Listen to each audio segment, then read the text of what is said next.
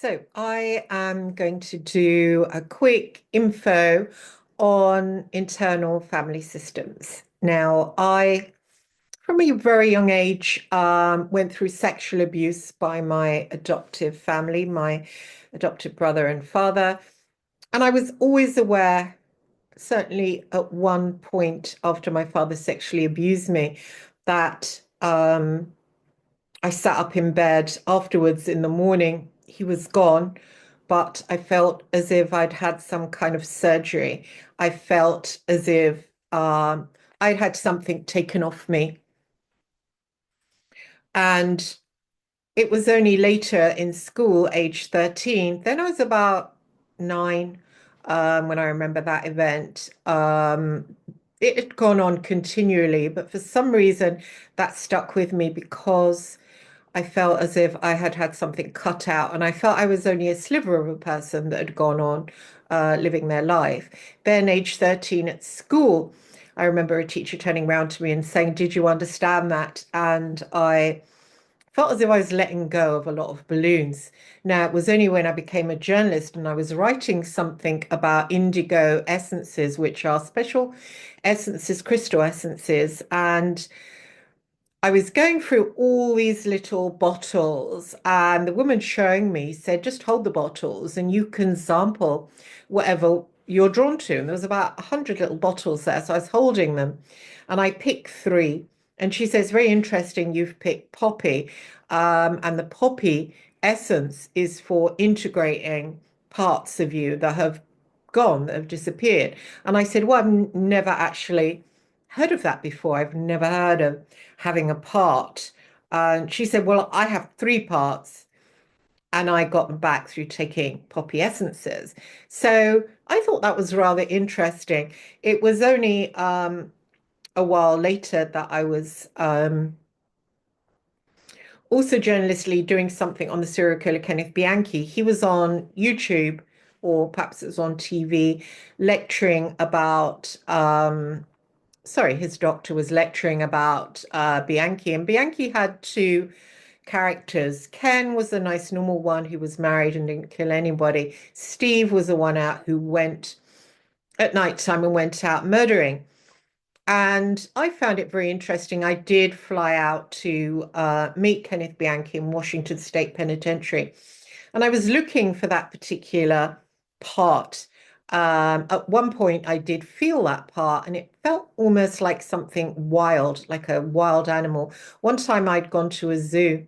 Again, I was writing about it, so I asked the zoo owner if I could get close to the animals. He brought me in with the lions. There was netting, but this particular lion went crazy when he saw me. It was feeding time. I'm guessing he thought I was going to eat his stuff. And it was absolutely terrifying. I felt for the first time that I was not top of the food chain. It was a really weird feeling. And it was the same feeling sitting with Kenneth Bianchi in Washington State Penitentiary, just for a fraction of a second, that I wasn't the top of the food chain, that this was something non-human and that had carried out these crimes. Whenever I'm interviewed about this, I will talk about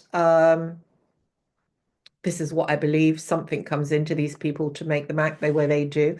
This is my research. Other people have got their own research, but I've researched it.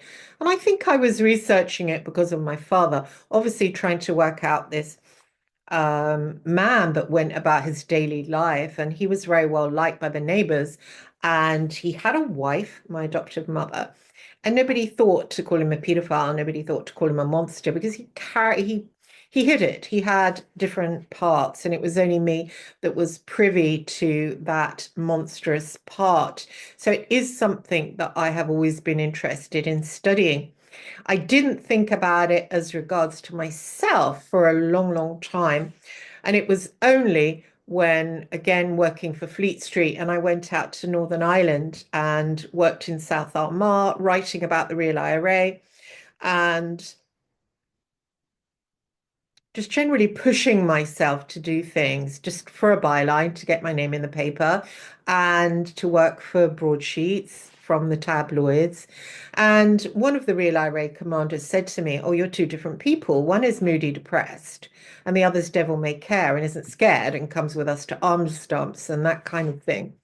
And I realized then that I did have these two different parts. One that was actually moody, depressed, and really rather miserable, antisocial, and the other that was devil may care and wanted to push themselves and was a really good journalist. And it was only when I came to studying counseling that I came across through my therapist, spoke to me about it, internal family systems therapy. And it's a very, very interesting therapy. I interviewed somebody who specializes in it, had a few sessions from them, and found it absolutely fascinating. So, what they will do, they believe that we're all parts, that we're not mono, that we are many, and we all have all these various parts. I do believe that people now call them masks, or you put a mask on, but these are totally recognizing that we have these different parts and integrating them, and also locating some that are buried and perhaps not with us. This rang huge bells with me because of feeling the huge part of me was lost on that morning when I woke up in Dublin. My father slept with me in that bed. I remember the sexual abuse, but there was something about that morning that was horrific. It was all horrific, but to feel as if a whole chunk of you has somehow been removed surgically is an awful feeling. And since then, I hadn't really had my sexuality. I used my sexuality, the part that the Real IRA commander was speaking about, held my sexuality. I was able to be fun-time girl while I was working as a journalist. Probably not the right thing to do, but I saw it as a tool.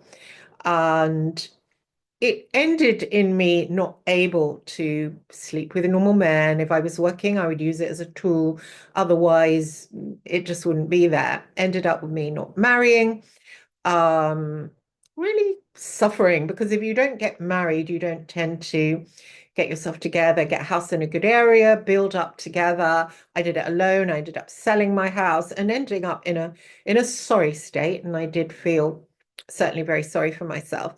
And it was so interesting to find myself face to face with this therapy through my counseling course, internal family systems. So the first I was excited to get my sexuality back, even though it's quite late in the day. It would be nice to get to know it and not just have it in this part.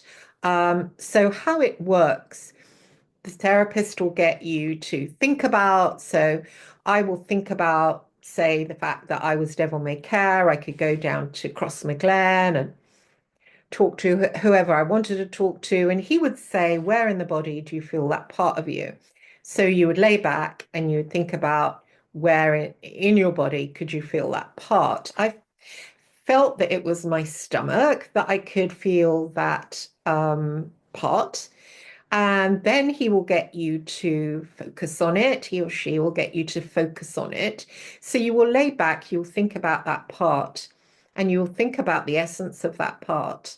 And then you will begin to talk to it. So you do the Gestalt chair thing in your mind, and you will talk to that part and you will ask it, has it been a protector of the system? In internal family systems, they call it a system. That's what it means. It's probably not a very good name. And of course, it's stolen from other places like Eugene Gendlin, focusing. It's very similar. And I'm sure there's other um, modalities, other schools of theory that have certainly Gestalt is rather similar. It's Gestalt talks about completion, becoming full, so it's really similar. So, but these people like to think of new things. They like to label it. There's a book, there's a whole system. If you go onto Facebook, there's so many um, groups for internal family systems, and a lot of people pay a lot of money. I think it's 6 or 7 thousand to do an online course in internal family systems, and it is very similar to focusing. So I will focus on my tummy, and then I will talk to that side of me, and I will ask it, "Do you have memories that Christine hasn't got?" And it will reply. Then you can ask it things like, "Are you protecting somebody else?" For instance, during my sexual abuse, I might have had a really, really vulnerable young part that has split off. And then this other part, the stronger part, has come in and formed a bubble over it to protect it. Um, I have to say it was very interesting, um, just having a try at internal family systems. It is something that I really, really enjoy. I do believe sometimes when people suffer from depression, it's a part coming in. When people have anxiety, it's a part coming in. And they get stuck like it because they can't access that part that's causing their life to be rubbish. Um, Sometimes I didn't like it that I was going down to these no-go areas for an English woman or a stranger, such as South Armagh, and ingratiating myself or sitting in the bars down there where you can be actually tortured if they don't like who you are. And I was a journalist at that point. So I wasn't happy about how my part was behaving. Certainly, it got me a lot of bylines, but was I really happy? Was it serving the whole system? Should I have actually been focused on getting to the sexual part, looking for a husband, building up my life rather than building up bylines at the end of the day? Bylines are forgotten, but there you are with a husband you've been with for 30 years or so. That's not forgotten. So, was I serving my whole system? Absolutely not. This is why it's very, very important that if you are suffering from a certain shattering of the self, that you integrate the parts together. And there are so many different ways of doing that. Regular therapy, I think, works. Internal family systems targets this particular thing. And I certainly have found it incredibly helpful.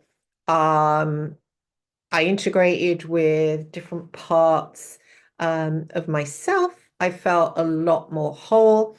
I felt able to look at other people and know what was going on with them a little bit more. It gives your consciousness a little bit of an expanding. It's a very, very exciting therapy. As I say, it's very similar to focusing. It's kind of similar to Gestalt, but it's worth looking into. It's worth looking into Richard Schwartz, who wrote No Bad Parts. And there's a score of other people that have wrote about having their parts and about how their parts were gambling, how their parts were going out raping, how their other parts were alcoholic.